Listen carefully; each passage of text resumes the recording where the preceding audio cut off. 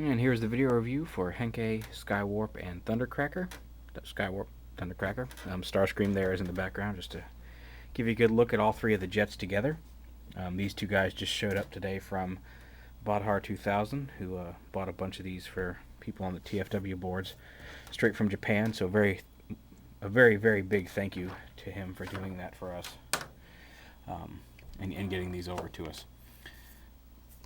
They are the same Seeker mold as Starscream. Not a whole lot of differences aside from the paint. You can see Thundercracker is a nice kind of marine blue with the red and white stripes and the black tail fins. Skywarp has the purple and white stripes. I like these three together because unlike the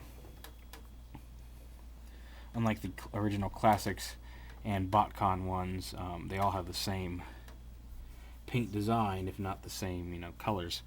And I think it makes them more visually coherent as a whole, as opposed to, Starscream had the mostly red wings, and Skywarp had a couple of purple slashes, and they look cool at first, but I really like the uniform look to these guys, a lot like they were back in G1. You have seen Starscream. I'm gonna go ahead and transform all these guys to robot mode, but we're not gonna go into quite as much detail as I might otherwise, since we've seen this several times. Legs down, flip the wings up, flip the feet down.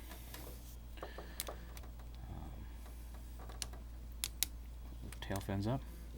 Pop this back piece off, or not off, but up.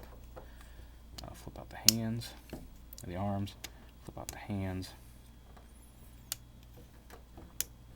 And then you take this, turn it around, and push it down into the chest. Snap that closed, flip that back, and go ahead and plug the missile launchers in.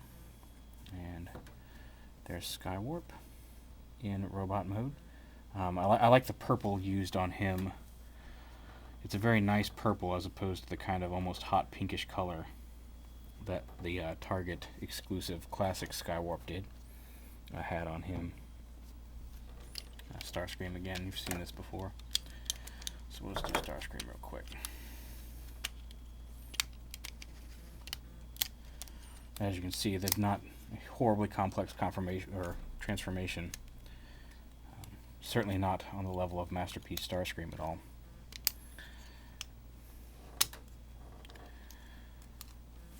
And it is nice to have all the parts integrated, no loose fists or missiles to... I mean, there are missiles that can fire, but you don't have 3 sets of missiles or 2 sets of missiles to...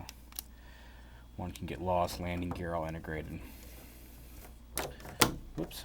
They do like to fall over backwards if you push them too hard, but they're not... they're all fairly steady on their feet. And finally, here we go. Thundercracker. He is a darker blue than I was expecting on him. He almost is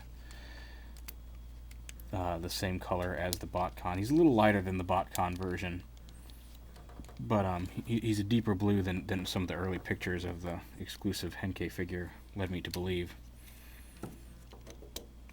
That may just be the flash.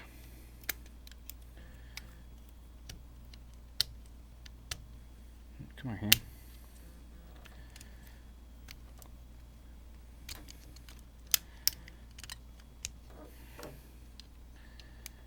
Plug the launchers in again.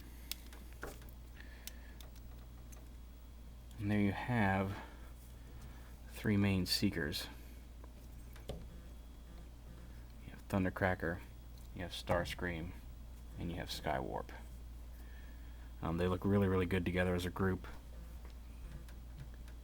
I'm really happy with how they turned out, and I'm glad to have all 3 of them again. I did have all the classics for a while, and then when I bought my house I had to sell them. So it's nice to have all of them together again. Thundercracker again was... when